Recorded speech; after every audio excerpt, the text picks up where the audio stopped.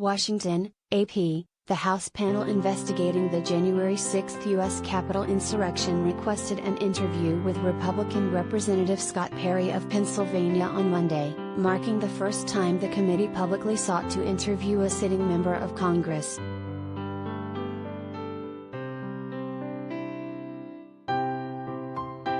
The latest request launches a new phase for the lawmakers on the committee, who have so far resisted going after one of their own as they investigate the insurrection by President Donald Trump's supporters and his efforts to overturn the election. Perry and other congressional Republicans met with Trump ahead of the attack and strategized about how they could block the results at the January 6 electoral count.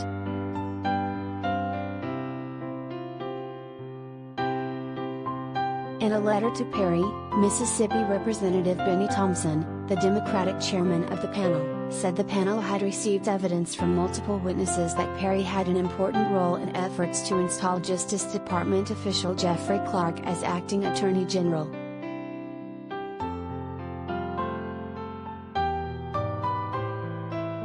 Acting Attorney General Rosen and Acting Deputy Attorney General Donahue have provided evidence regarding these issues, and we have received evidence that others who worked with Mr. Clark were aware of these plans, Thompson said.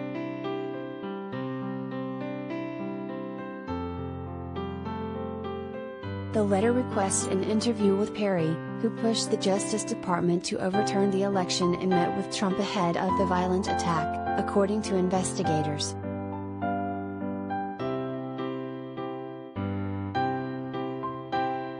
The lawmaker representing Pennsylvania's 10th district was cited more than 50 times in a Senate Judiciary report released in October outlining how Trump's effort to overturn his 2020 election defeat brought the Justice Department to the brink of chaos and prompted top officials there and at the White House to threaten to resign.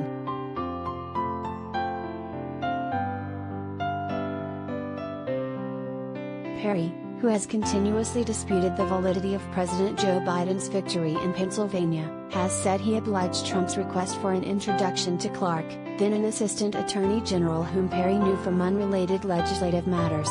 The three men went on to discuss their shared concerns about the election, Perry has said.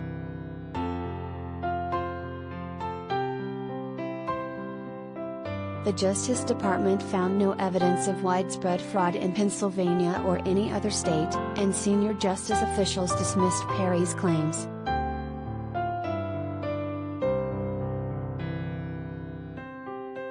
The recent Senate report outlined a call Perry made to then Deputy Attorney General Richard Donahue last December to say the department wasn't doing its job with respect to the elections.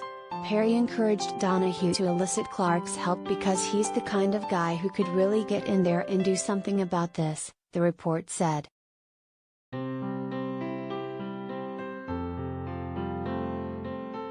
Perry has previously said his official communications with Justice Department officials were consistent with the law.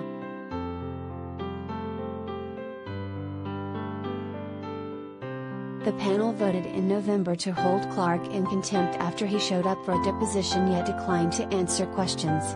But Thompson has said he will hold off pursuing the charges and allow Clark to attend another deposition and try again.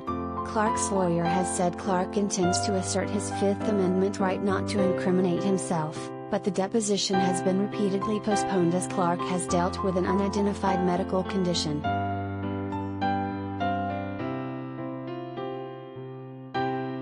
The panel has already interviewed around 300 people as it seeks to create a comprehensive record of the attack and the events leading up to it.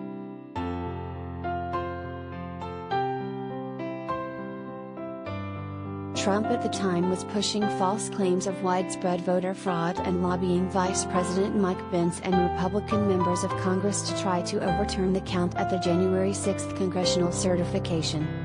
Election officials across the country, along with the courts, had repeatedly dismissed Trump's claims.